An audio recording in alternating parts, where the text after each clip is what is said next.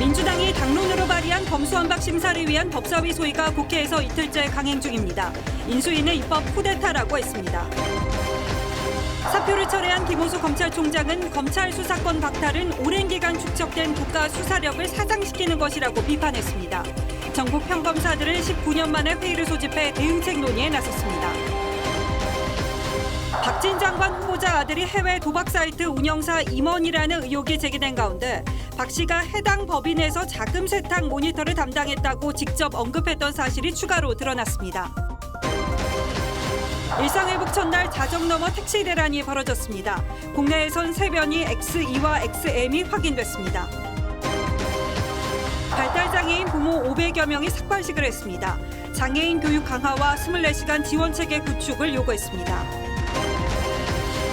이창용 한국은행 총재 후보자가 물가 상승이 적어도 1, 2년은 지속될 것이라며 금리 인상은 불가피하다고 했습니다. 계곡 살인사건 피의자 이은혜와 조연수가 구속됐습니다. 이은혜는 구속 전 피의자 신문에서 얼굴을 감싼 채 취재진 질문에 묵묵부답으로 일관했습니다.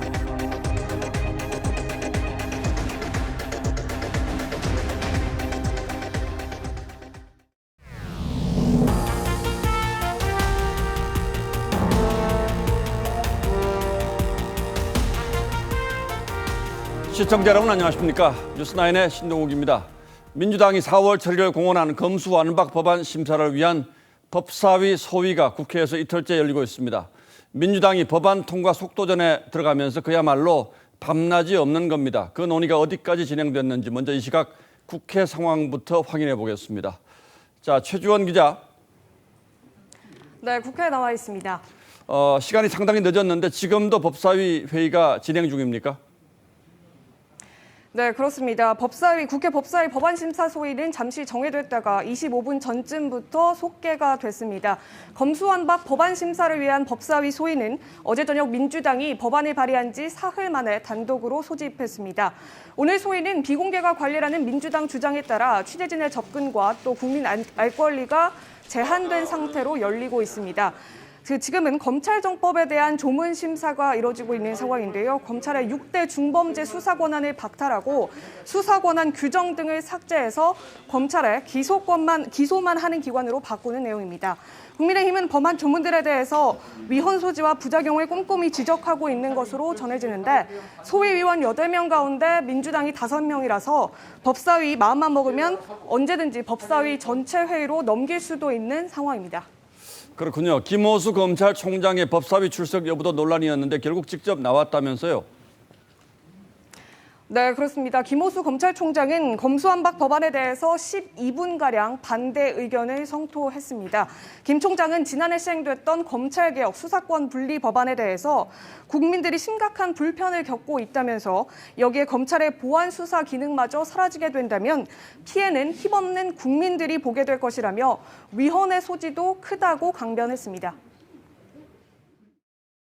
허점을 잘 이용할 수 있는 변호인을 선임하는 돈 많은 피고인, 힘 있는 피고인 외에 누가 이익을 보겠습니까?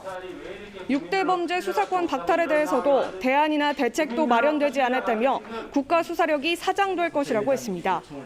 여야 합의를 거쳐 최선의 결론을 찾는 과정이 선행되었으면 합니다.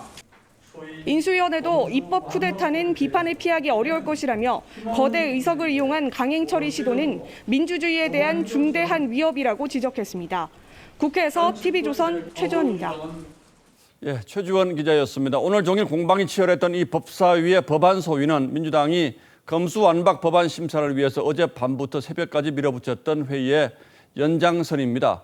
심야 회의 자체가 민주당이 얼마나 법안 처리에 급한지 보여주는 장면인데 국민의힘은 이 과정에서 절차적 문제가 적지 않다고 주장합니다.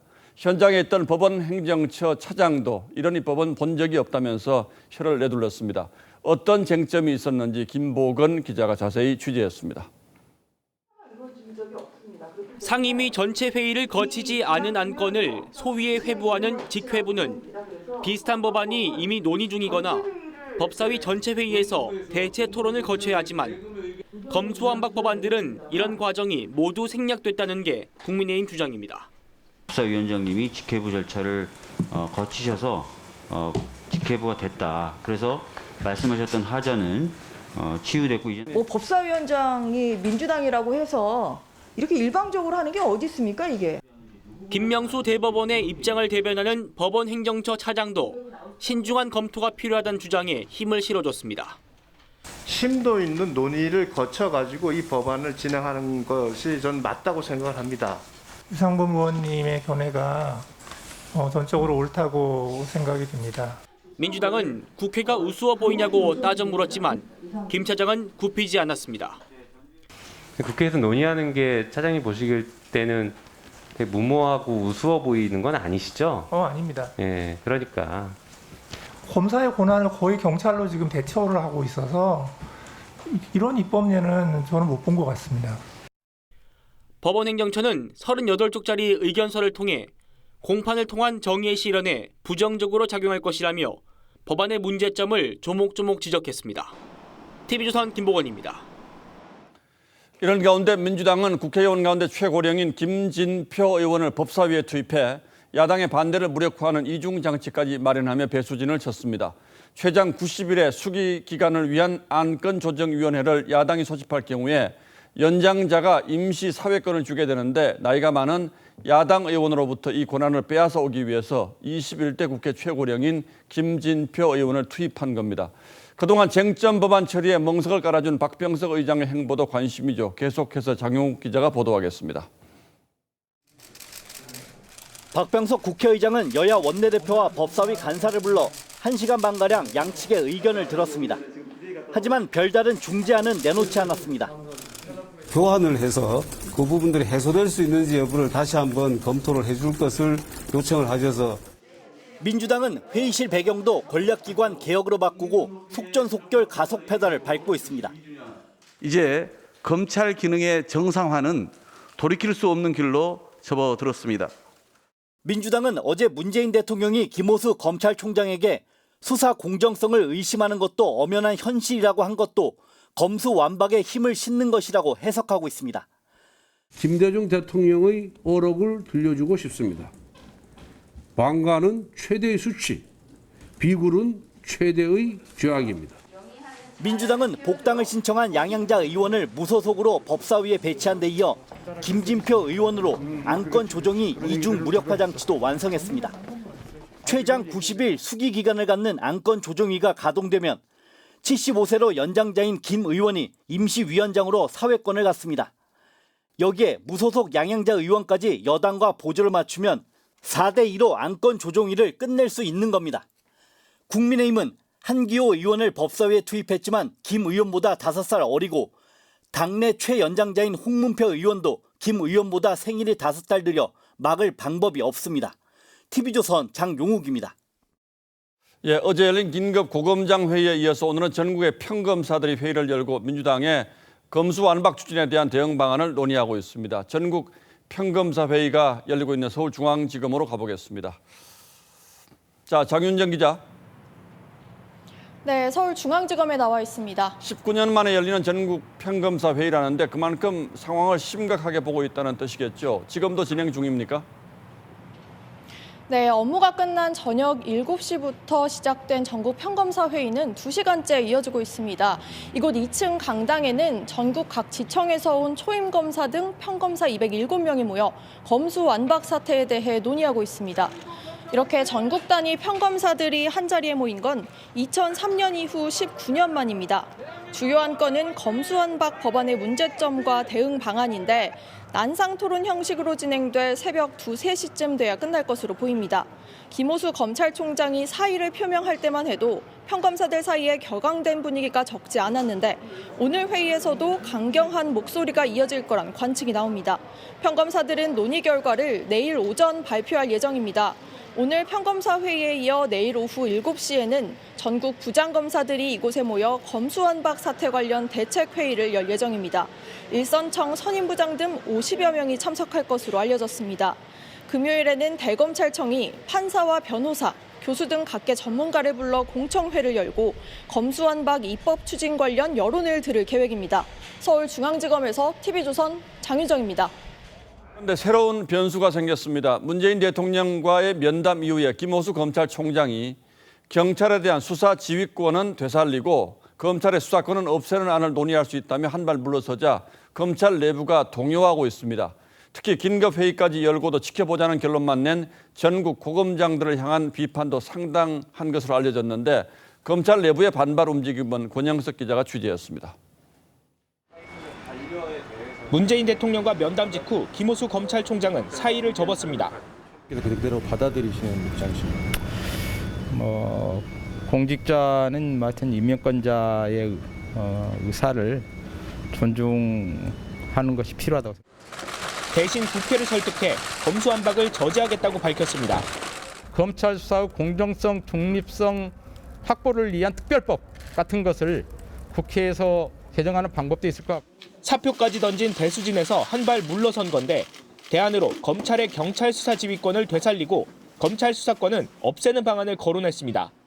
수사 지휘는 부활하고 수사권은 없애는 것도. 김 총장 발언이 알려지자 검찰 내부에선 반발이 터져나왔습니다. 박영진 의정부지검 부장검사는 검찰 내부망에 수사지휘권 부활 언급을 보고 경악을 금치 못했다며 총장 등이 자리를 보전하며 여당과 타협하려는 게 아니냐고 비판했습니다. 비판 여론이 확산되자 대검은 검토하지 않았다고 황급히 해명했습니다. 하지만 일선 검사들은 전날 긴급 고검장 회의를 열고도 대응 방안을 마련하지 못한 지도부에도 비판을 쏟아냈습니다. 한 부장검사는 고검장들이 항의 차원으로 사표를 냈어야 하는데 정권 눈치를 보는 것 같다고 지적했습니다. TV조선 권영석입니다. 예, 민주당이 제출한 이른바 검수완박 법안을 두고 법조계에선 졸속으로 만든 누더기 법안이라는 비판들이 나오고 있습니다. 대체 어떻길래 이런 평가까지 나오는지 따져보겠습니다. 자, 최원희 기자, 민주당이 내놓은 형사소송법 그리고 검찰청법 개정안, 특히 부칙이 논란이라면서요? 네, 민주당이 낸 형사소송법 개정안 부칙 2조를 보면 이 법 시행 당시 검찰이 수사 중인 사건은 지방경찰청이 승계한다라고 돼 있습니다. 예. 현재 수사 중인 사건도 3개월 유예 기간이 끝나면 경찰에 넘기라는 겁니다. 대전지검이 하고 있는 월성원전 사건이나 서울 동부지검이 하고 있는 산업부 블랙리스트 의혹 사건, 현 정부에서 논란이 됐던 사건들이죠. 3개월 안에 마무리 짓지 못하면 경찰로 넘어갑니다. 저희가 오해를 받을 소지가 상당히 크다고 봅니다. 검찰에서 기존의 사건들은 정말 마무리하게 하고 새로 사건부터 경찰에 이관해서 법 시행 이전 상황들은 현행법을 따르도록 하는 게 소급 적용 논란이나 수사 효율성 면에서도 바람직하다는 지적이 있습니다. 법이 통과되면 사실상 경찰이 이제 수사권을 독점하게 되는데 만약 경찰이 잘못하면 견제 또는 보완할 수 있는 장치가 있습니까? 경찰 견제 장치가 부실하다는 지적도 굉장히 큽니다. 법안대로라면 경찰 수사 결과에 대해서 고발인의 이의 신청이 있어도 검사는 보완 수사를 못하고 경찰의 요구만 할 수 있습니다. 수사 과정에서의 문제점, 경찰 스스로 인정하고 바로잡을 수밖에 없는 구조인 거죠. 예. 물론 검찰은 경찰 구성원 범죄에 대해선 수사할 수 있습니다. 하지만 직무상 범죄만 가능할 뿐 음주운전이나 성폭력 같은 일반 범죄에 대해서는 경찰이 경찰을 수사하게 돼 있습니다. 경찰의 구속기간을 일제강점기 때보다 긴 20일로 늘리고 또 경찰의 적법하지 않은 체포에도 검찰은 석방 명령이 아닌 요구만 할 수 있다는 점도 인권을 간과했다는 지적이 나옵니다. 이렇게 되면 경제 사범들이 활개칠 거다 이런 걱정하시는 분들도 많던데 그건 어떤 이유에서 그런 겁니까? 네, 그렇습니다. 검사의 수사권을 전제로 만들어진 법들이 있는데요. 이들 법들과 검수완박이 충돌할 수 있기 때문입니다. 공정위와 금융위 증권선물위원회는 법 위반 사건에 대해 검찰총장에게 고발 또는 통보하도록 돼 있고 국가인권위도 검찰총장에게 수사를 의뢰할 수 있습니다. 이들 법을 어떻게 할 건지는 논의조차 되지 않아서 수사 주체를 둘러싼 혼란이 이어질 수 있습니다. 한국은 FBI 만들지도 않고 결과적으로 지금 경찰이 다 가게 만든 것도 졸속이듯이 검찰총장이 수사의 대표로 생각하고 고발하게 한 것도 같이 손을 봐야죠. 헌법하고 충돌해서 위헌 소지가 큰 조항도 있다고 하는데요. 네, 법안을 보면 검사가 압수수색 영장을 청구할 수 있다는 조항도 삭제했고요. 사후 압수수색 영장은 아예 경찰이 청구해야 한다고 돼 있습니다. 영장 청구 주체를 검사로 규정한 헌법과 배치된다는 지적이 나옵니다. 한 법조계 관계자는 조항마다 하도 검사를 급하게 빼다 보니까 이런 코미디 같은 규정이 나왔다라고 비판하기도 했습니다. 예, 한 나라의 형사사법 체계를 바꾸면서 이렇게까지 급하게 하는 이유가 뭔지 정말 이해가 잘 되지는 않는군요. 예, 최원희 기자 잘 들었습니다.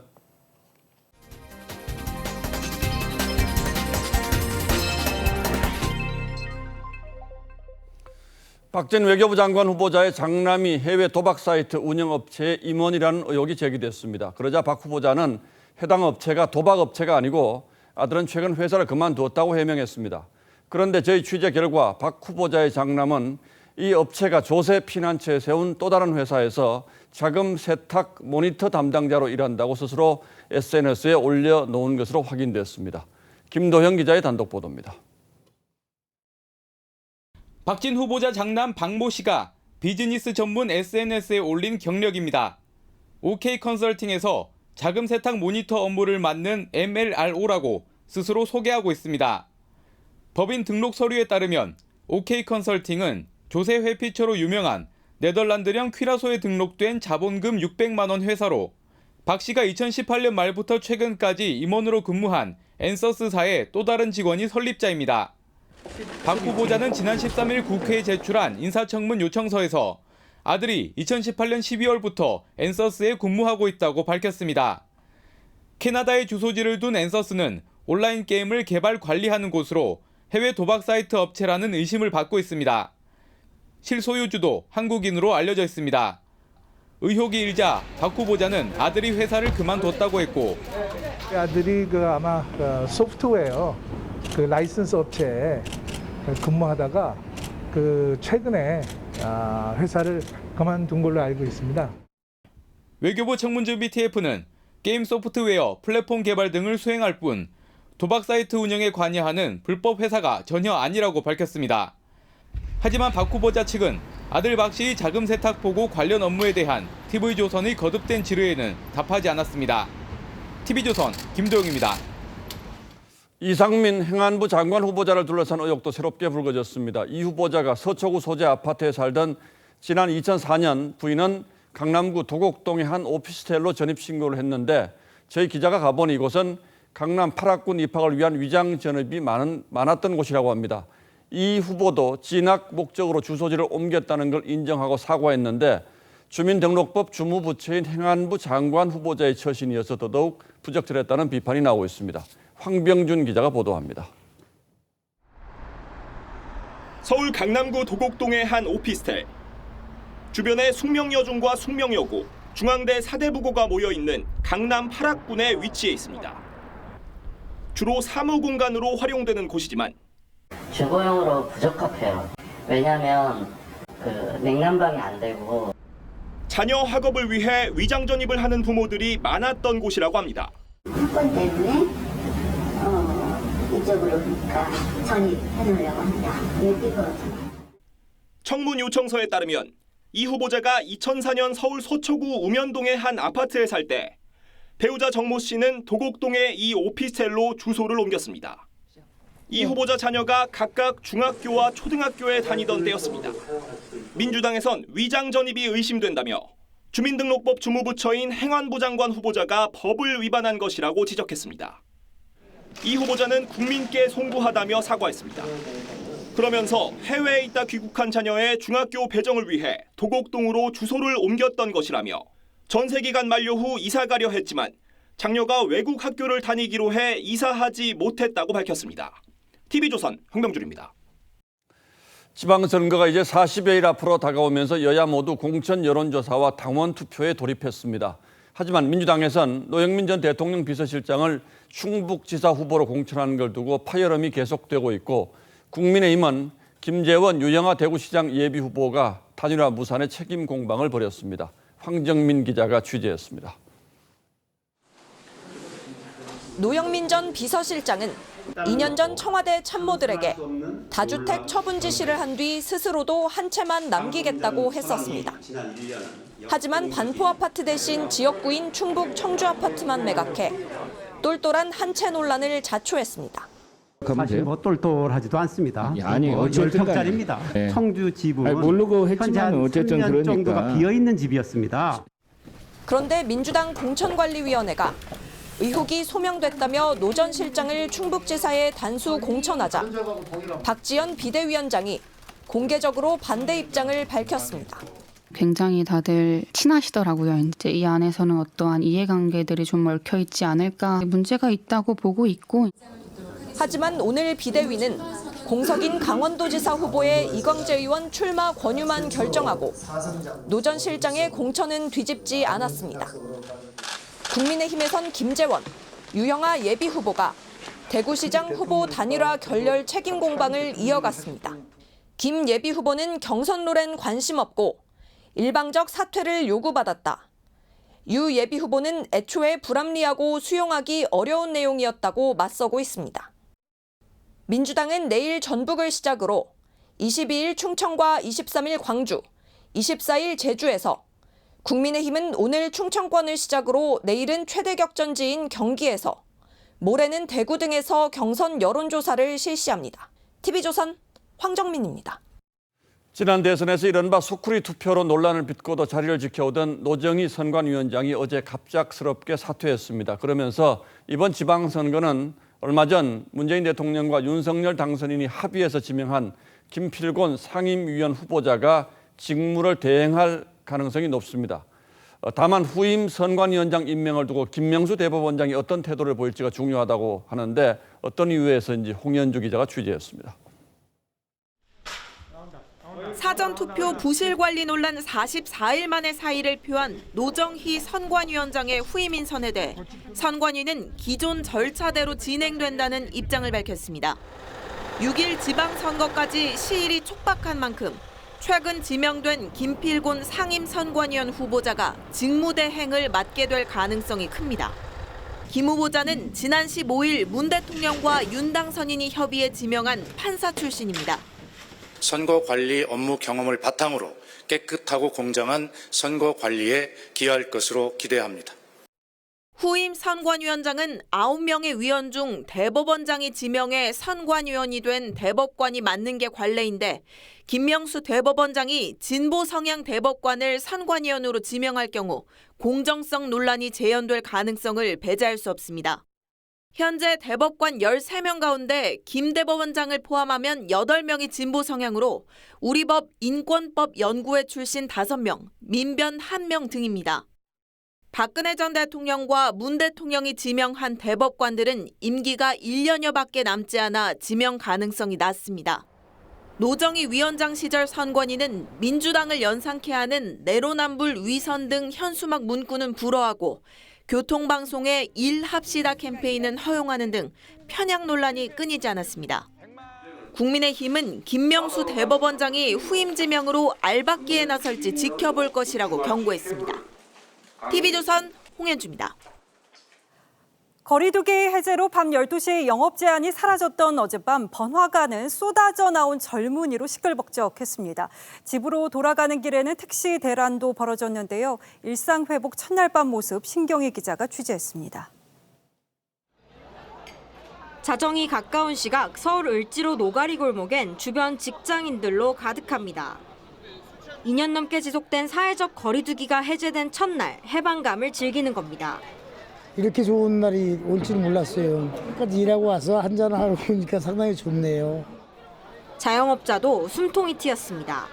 알바생도 더 모집하고 식자재도 많이 준비하고 있으니 우리 고객분들 많이 찾아줬으면. 하지만 일상회복과 함께 불청객도 다시 찾아왔습니다. 자정 넘어 귀가하려는 시민이 한꺼번에 거리로 몰리면서 택시 대란이 벌어진 겁니다. 기다리다 지쳐 길가에 주저앉아 보지만 택시는 올 기약이 없습니다. 코로나 확산 이후 심야 시간대 손님이 끊기면서 택시기사 2만 5천여 명이 그만두고 택배 등 다른 길로 빠져나갔습니다. 다른 일용직으로 많이 이제 옮겨가다 보니 다시 이제 택시 수요가 늘어나는데도 다시 컴백을 안 하시는 거죠. 서울시는 심야 시간대 택시 부재 등을 해제하는 방법으로 7,100여 대의 택시를 추가 투입하겠다고 밝혔지만 택시 대란은 당분간 불가피할 전망입니다. TV조선 신경입니다. 네, 보셨듯 월요일임에도 거리는 밤 늦게까지 사람들로 북적였는데요. XL에 이어서 새로운 변이가 국내에 또 등장했습니다. 이 역시 오미크론 재조합 변이로 XE와 XM인데요. 어떤 특징을 가졌는지 정은혜 기자가 설명드리겠습니다. 오미크론 재조합 변이인 XE와 XM 변이 총 3건이 국내에서 확인됐습니다. XE 확진자 1명은 영국에서 온 입국자로 지난달 27일 감염이 확인됐습니다. 또 다른 XE 감염자와 XM 감염자는 해외 방문 이력이 없는 것으로 나타났습니다. 이로써 현재까지 알려진 오미크론 재조합 변이 17종 가운데 3종이 국내에서 발견됐습니다. 그 전에 오미크론에 비해서 한 10% 정도 전파력이 늘어날 수 있다. XL, XE, XM도 비슷하게 평가를 하고 있습니다. 방역당국은 모니터링을 강화할 방침이지만 유행에 큰 영향을 주진 않을 것으로 전망합니다. 실제 감염자 3명 모두 특이 증상이 없는 것으로 알려졌습니다. 이런 가운데 대통령직 인수위원회는 먹는 치료제 처방 대상을 넓혀야 한다고 말했습니다. 현재 60세 이상 그리고 면역 저하자 40대 및 50대 기저질환자에서 처방 대상을 만 12세 이상 기저질환자로 확대하고 하지만 방역당국은 소아 처방의 경우 안정성 등의 이유로 추가 검토가 필요하다는 입장입니다. TV조선 정은혜입니다. 계곡 살인사건 피해자 이은혜와 조현수가 구속됐습니다. 이 사건 발생 2년 10개월 만으로 이은혜는 구속 전 피해자 신문에서 얼굴을 감싼 채 취재진 질문에 묵묵부답으로 일관했는데요. 법원을 상대로도 버티기를 이어갔던 것으로 전해졌습니다. 영장 실질 심사를 앞둔 오늘까지도 변호사를 선임하지 않은 건데 이 법원은 직권으로 국선 변호사를 지정하고 구속 심사를 진행했습니다. 강석 기자입니다. 계곡 살인 사건의 피의자 이은혜가 손으로 얼굴을 가린 채 법정으로 들어갑니다. 공범 조현수는 고개를 푹 숙인 채 기자들의 질문에 아무런 말도 하지 않았습니다. 고인과 유가족들에게 미안하지 않으세요? 계획적 살인 인정하십니까? 인천지법은 오늘 이들에 대한 영장 실질 심사를 열고 도주 우려가 있다며 구속영장을 발부했습니다. 이은혜와 공범 조현수는 지난 2019년 6월 8억 원대의 보험금을 노리고 남편을 계곡으로 유인해 살해한 혐의를 받고 있습니다. 같은 해 2월과 5월 보고덕이 든 음식을 먹게 하고 낚시터에 빠뜨리는 등 남편 살해 시도를 한 혐의도 받고 있습니다. 이 씨와 조 씨는 검찰의 2차례 조사에서 변호사 조력권을 주장하는 등 제대로 협조하지 않았습니다. 하지만 이들은 영장 실질 심사를 앞둔 오늘 오전까지 변호사를 선임하지 않아 판사가 직권으로 국선 변호인을 각각 1명씩 배정했습니다. 검찰은 이은혜와 조현수의 살인 고의성을 입증하는 데 주력하고 도피 조력자를 곧 소환해 조사할 예정입니다. TV조선 강석입니다. 공사 현장에서 또 추락 사고가 벌어졌습니다. 하청업체 소속 50대 근로자가 숨졌고 중대재해처벌법 위반 여부 조사가 이뤄지고 있습니다. 하동원 기자입니다. 부산 해운대의 한 아파트 신축 공사 현장입니다. 화물용 승강기는 멈춰섰고 공사 자재만 남겨진 채 근로자들의 모습은 보이지 않습니다. 오늘 아침 7시 50분쯤 이 공사장에서 하청업체 소속 근로자 50대 A씨가 7m 아래로 떨어져 숨졌습니다. A씨는 사고 당시 3층 높이의 화물용 승강기 지붕 위에서 승강기 고충 운행에 필요한 장비를 건물로 옮기고 있었습니다. 층수를 더 올리는 그 작업을 하는데 3층이 세워놔놓고 건물 안쪽에다 뭐를 넣으라. A씨는 추락 후 병원으로 옮겨졌지만 끝내 숨졌습니다. 고용노동부는 사고가 난 공사 현장에 작업 중지 명령을 내렸습니다. 그리고 시공사인 대우건설과 하청업체에 대해 중대재해처벌법 위반 여부를 조사하고 있습니다. 시공사 측은 2인 1조 근무나 안전관리자 배치 등 안전규정을 지켰다고 밝혔습니다. 경찰도 A씨 동료와 현장 관계자 등을 상대로 정확한 사고 경위 등을 조사하고 있습니다. TV조선 하동훈입니다. 20대 여성이 고등학교 시절부터 4년 동안 성폭행을 당했다며 경찰에 수사를 의뢰했습니다. 악마 같은 짓을 한 사람은 친구의 아버지였는데 피해자에게는 신체 사진을 유포하겠다면서 협박해왔던 것으로 전해졌습니다. 김다로 기자가 피해 여성의 얘기를 들었습니다. 대전의 한 아파트 상가입니다. 20대 여성 A씨는 고등학생이던 2017년부터 이 상가 사무실 등지에서 사설 통학 차량 기사 50대 B씨에게 여러 차례 성폭행을 당했다고 주장했습니다. 친구의 아빠였던 B씨는 입시를 도와줄 대학 교수를 소개시켜준다면서 A씨에게 접근했습니다. 감사한 마음에 따라갔었어요. 다 알고 오지 않았냐고, 눈치 없냐고, 옷 벗으라고 그렇게 강압적으로 나가고. A씨는 B씨가 신체 사진을 찍어 유포하겠다는 협박에 못 이겨 지난해 6월까지 4년 동안 성폭행에 시달렸다고 토로했습니다. 너가 신고를 해야 된다면 너만 각오해야 될 거다 이런 식으로 저를 협박을 했었어. A씨는 지난해 6월부터 B씨의 연락을 무시해 왔는데 지난 2월 B씨가 자신의 신체 사진을 보내오자 경찰 신고를 결심했습니다. 도저히 여기서 이제 벗어날 수 없겠다. 그래서 이제 뭐 강력한 법적 조치를 취하고자 A씨 측은 원만한 해결을 원한다던 B씨가 최근 연락이 두절됐다고도 주장했습니다. 경찰은 정확한 사실관계를 파악하기 위해 수사에 착수했습니다. TV조선 김대로입니다. 운전 중인 택시기사를 폭행한 혐의로 재판에 넘겨진 이용구 전 법무차관에 대한 재판이 열렸습니다. 그런데 이 전 차관이 사건 뒤 택시기사에게 자신이 차에서 내린 뒤 폭행한 것으로 해달라고 말했다는 증언이 나왔습니다. 처벌 수위를 낮추기 위해서 택시기사를 회유했던 정황인 건데 이채영 기자가 전하겠습니다. 2년 전 택시 안에서 기사의 멱살을 잡는 등 폭행한 혐의로 법정에 선 이용구 전 법무부 차관.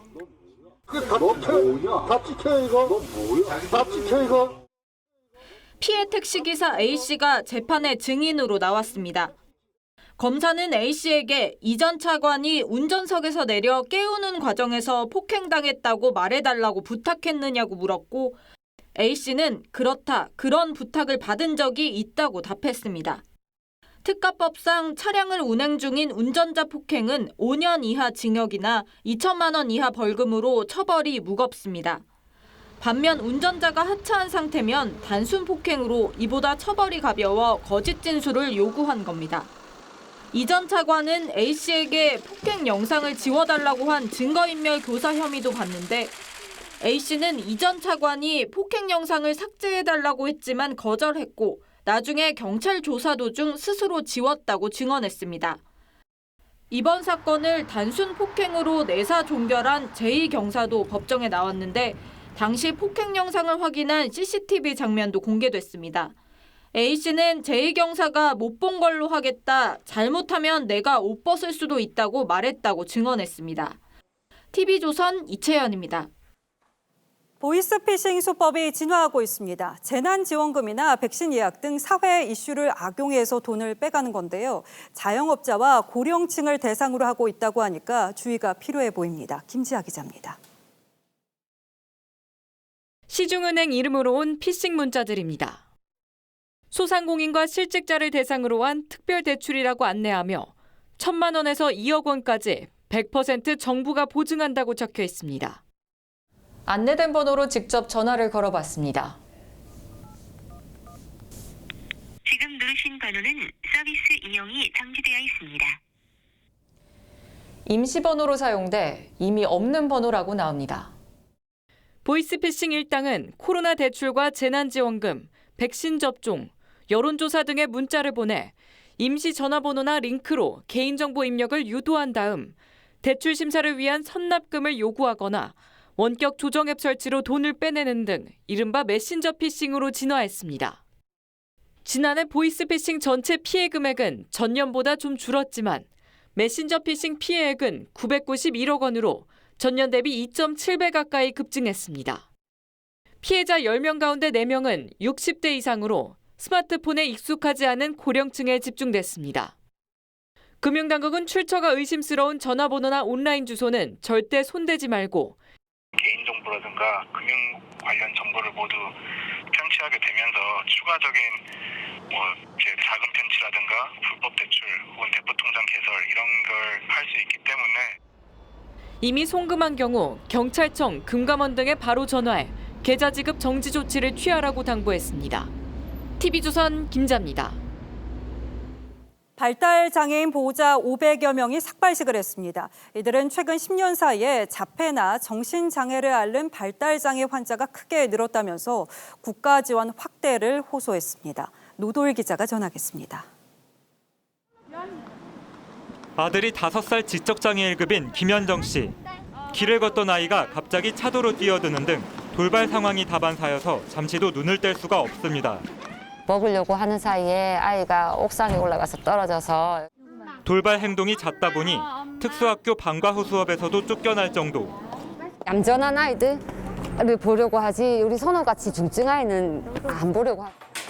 지난 10년 새 발달 장애인의 수는 19만 명에서 25만 명으로 늘었습니다. 하루 종일 돌봄이 필요해 발달 장애인 보호자는 제대로 직장에 다니기가 쉽지 않은 경우도 많습니다.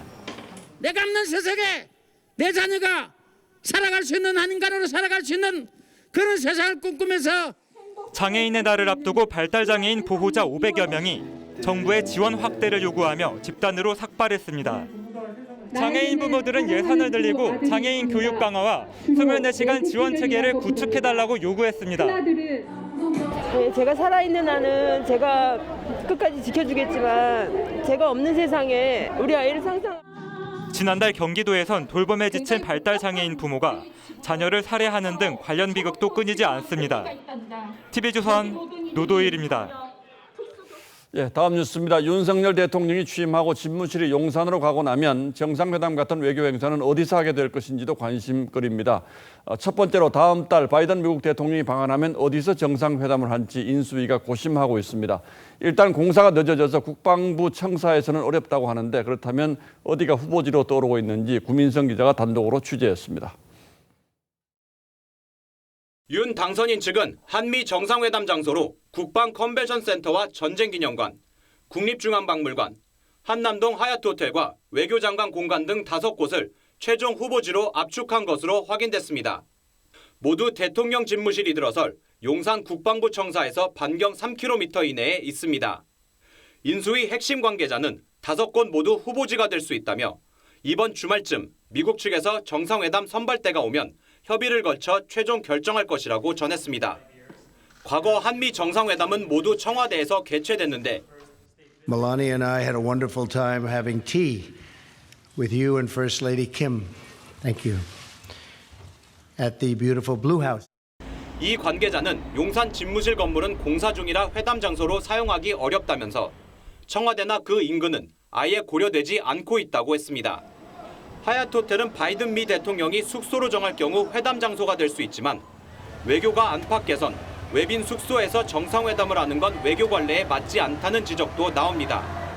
외교장관 공간이나 국방 컨벤션 센터는 규모가 작아서 황연연 장소가 될 가능성도 있습니다. TV조선 구민성입니다.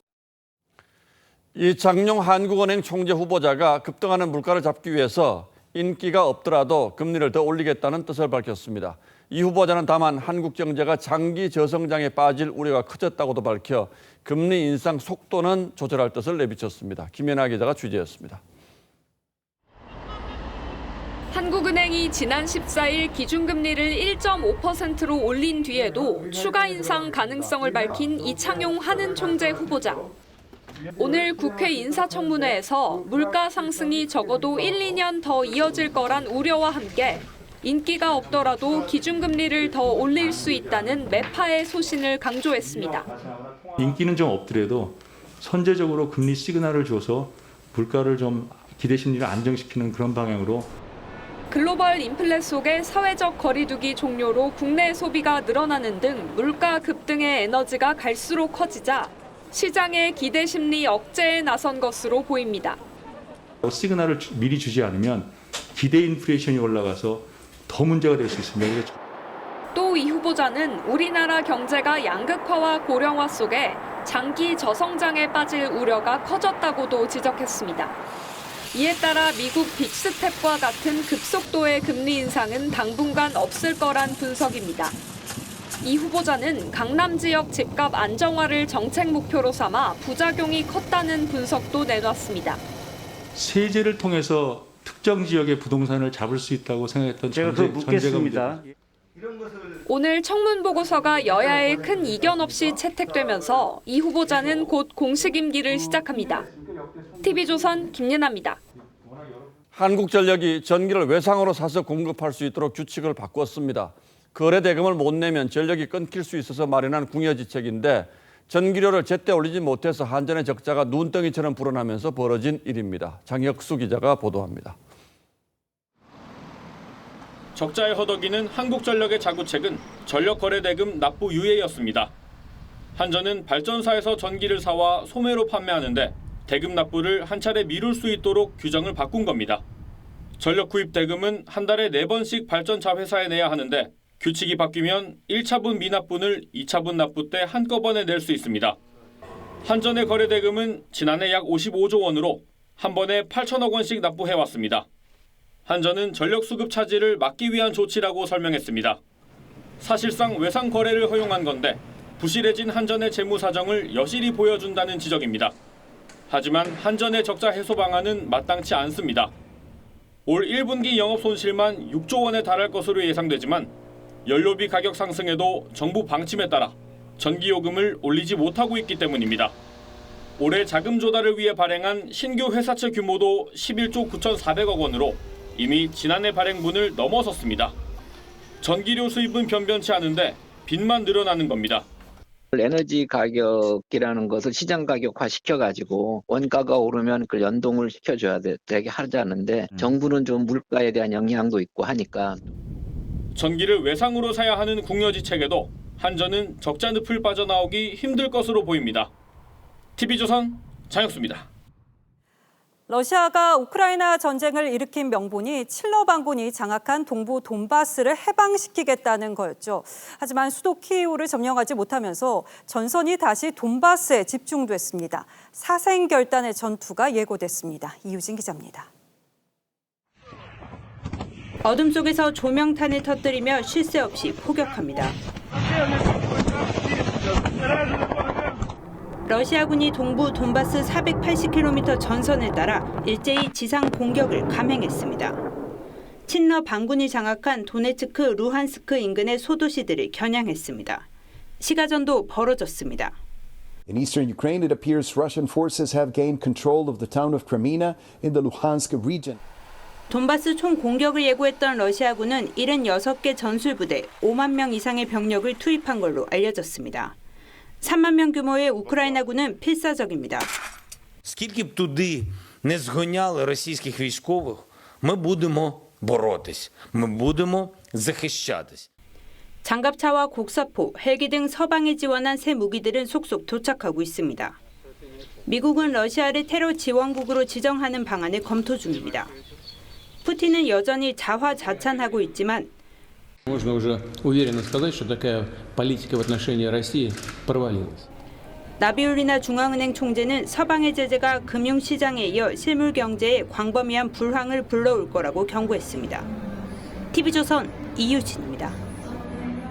남아프리카 공화국에 60년 만에 최악의 홍수가 발생해서 지금까지 사망과 실종이 500명을 넘겼습니다. 대통령은 국가 재난 사태를 선포했습니다. 유혜림 기자입니다.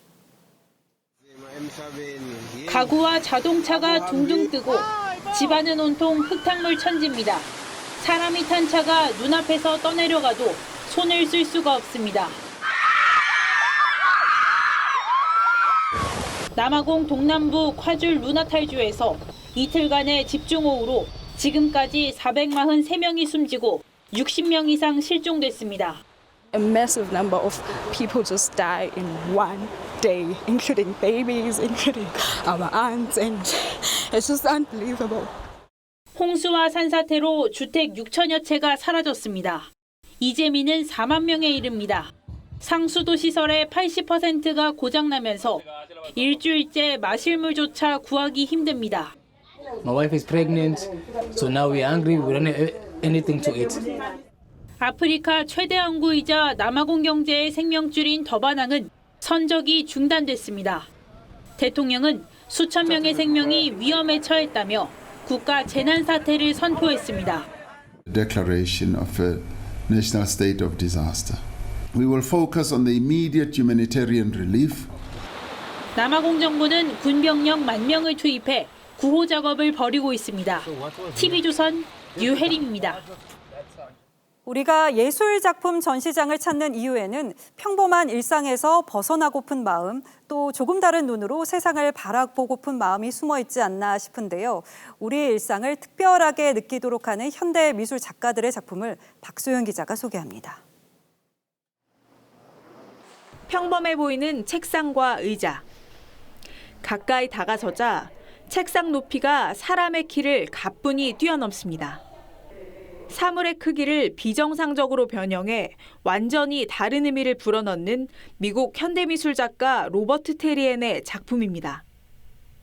훌쩍 커진 더치도어와 벨트처럼 작가의 손에서 확대된 사물들은 일상적 공간을 순식간에 낯선 풍경으로 바꿔놓습니다.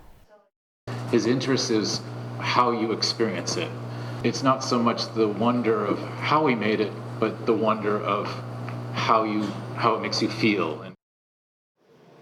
영국 현대미술의 대부 마이클 크레이그 마틴에게 작품이란 평범한 사물에 빛을 비추는 겁니다.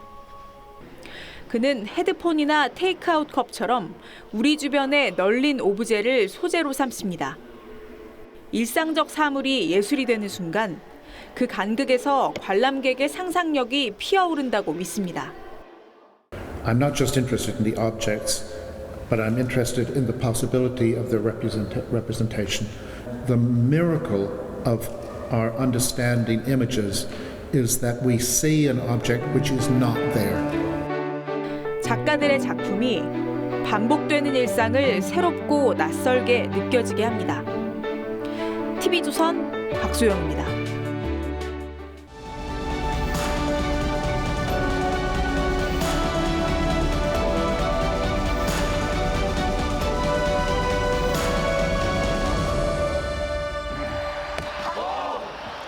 투수가 던진 공에 엉덩이를 맞은 선수가 괴로워하는데 해설자는 투수 편을 듭니다.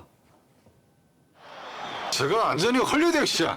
저 선수 너무 오버가 심하네요. 다시 봐도 무조건 안 맞았어요. 난 봤어. 프로야구 편파 중계의 한 장면입니다. 응원하는 팀을 대놓고 편들면서 우리 편만 보고 즐기라는 중계입니다. 중립적 관전평에 물린 팬들을 끌어들이며 유행했죠. 하긴 경기장을 내려다보며 가르치듯 근엄하게 해설하고 타이르는 중계가 얼마나 재미있겠습니까? 그래서 나온 말이 관전평 화법입니다. 조회 화법이라는 말도 있습니다. 전교생이 운동장에서 줄을 맞춰 기다리고 있으면 한참 있다가 교장 선생님이 이렇게 연단에 올라서 일장 훈화를 하곤 했습니다.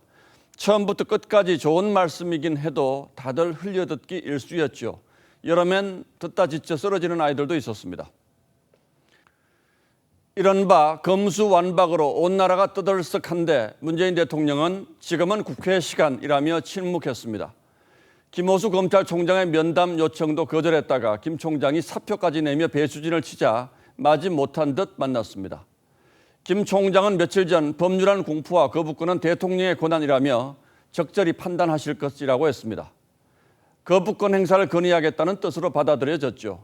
그런데 어제 면담에서 거부권이 거론됐는지는 양측 모두 함구하고 있습니다.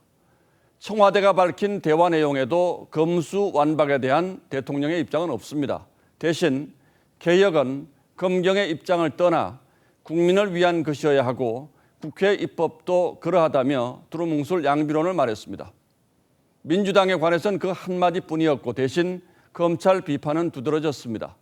요약하자면 국민이 검찰 수사의 공정성을 의심한다. 그래서 법제화와 제도화의 필요성이 있다는 것이었습니다. 해석이 엇갈립니다만 이 말만 두고 보면 대통령도 검수완박에 공감하고 있다고 봐야 할 것 같습니다. 다만 지금 민주당이 밀어붙이는 게 맞다는 건지 아니라는 건지는 해석의 여지가 있습니다. 그래서 대통령의 모호한 어법에 먼저 마음이 답답해집니다. 지난해 민주당이 당시 윤석열 총장을 압박하려고 검수완박을 추진했을 때 대통령은 신중해야 한다며 제동을 건 바 있습니다. 그 뒤로 달라진 건 대선 패배뿐이죠. 그렇다면 대통령은 이렇게 애둘러 말할 일이 아니죠. 제3자처럼 거듭 국민을 앞세우며 한 발 뒤로 물러서 있을 때도 아닙니다. 정권의 우군이라는 민변과 참여연대까지 검수완박의 최대 피해자는 국민이라고 입을 모으고 있습니다. 물론 법은 국회가 만드는 것이지만 지난 5년 검찰 개혁을 그렇게나 강조했던 대통령이라면 물러나기 전에 속 시원히 의중을 밝히는 모습을 단 한 번만이라도 보여주시기를 기대합니다. 4월 19일 앵커의 시선은 대체 무엇이 국민을 위한 길인가요? 였습니다.